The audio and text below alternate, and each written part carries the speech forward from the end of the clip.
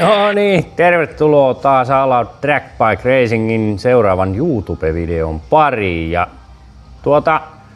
tuossa käytiin viikolla hiukan ton meikäläisen mekaanikko Jessen kanssa suorittamassa purkutoimenpiteitä.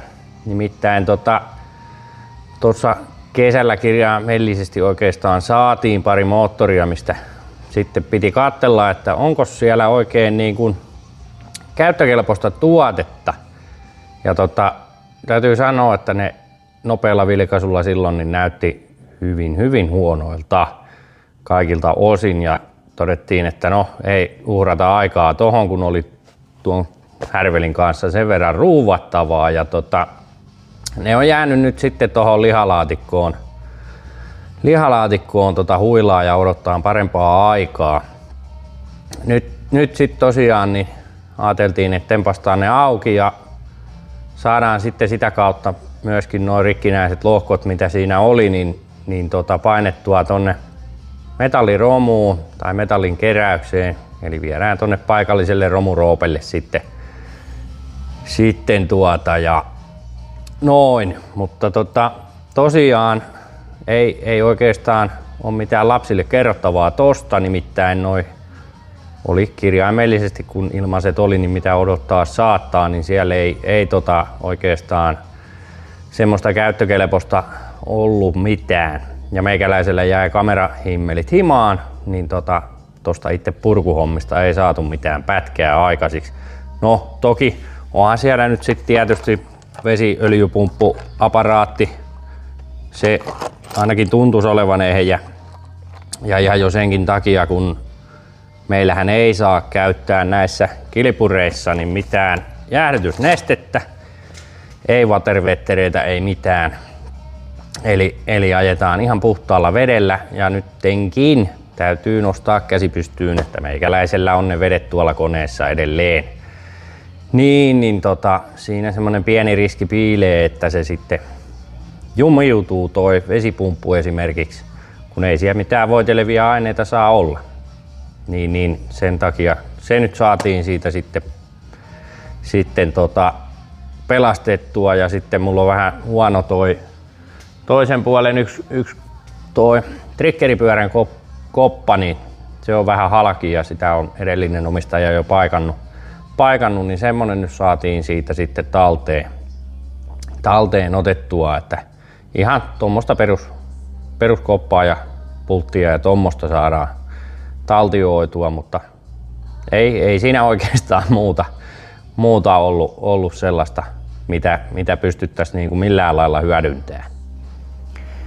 Ja no, ei siinä sen kummempaa. Se projekti etenee sitten ja tästä pitäisi pikku lajittelut vielä tehdä ja painaa sitten romuun noin ylimääräiset. Tosissaan takana näkyvää kilpuria olisi tarkoitus ruveta tuossa sitten purkaan ja tekee vähän pientä perushuoltoa sinne myöskin ja jotain pikkumuutosta on luvassa. Siitä nyt rakennetaan vähän erilainen tuossa niin sanotusti ohella. Sieltä nyt pitäisi vissiin tuo putkirunkohärveli tulla mahdollisesti ensi kesäksi meikäläiselle ajoon. Ja katsotaan nyt, tehdään tuo nyt kuitenkin sillain, että siinä on sitten backupia, että päästään vähän ajelemaan jotain. Pistetään pikkusen uutta romua koneeseen, mitä tarvii, laakeria ja varmaan veiviä sun muuta. Ja kyllä mulla visioita on vaikka mitä sen kanssa ja katsotaan, kyllä se siitä kehittyy tuokin laite ja ainoa oikeastaan mitä niin kuin tuolla kyseisellä pyörällä nyt on oikeasti semmonen pitkän ajan tavoite, niin se olisi ajaa niin kuin Yamahoiden maailman nopein aika. Tosiaan toi Euroopan nopein on 776 ja minä olen sitten vakiokytkimellisesti se nopein 8343. Eli matka on pitkä ja siihen tarvitaan aika paljon muutosjuttuja, että se on mahdollista saada edes se Euroopan nopein aika. Toki mä luulen aika varmasti, että se on myös maailman nopein ajettu aika Yamahan niin kuin moottorilla ja orkkisrungolla. Niin. Semmoista sillä olisi tarkoitus lähteä vähän jahtailemaan ja katsotaan, koska sitä sitten päästään ponnistamaan, mutta kyllä se jossain kohtaa yritetään ainakin. Katsotaan. Tästä kaikesta tulee luonnollisesti jotain pätkää sitten tänne ja muualle meidän someen tietenkin. Niin.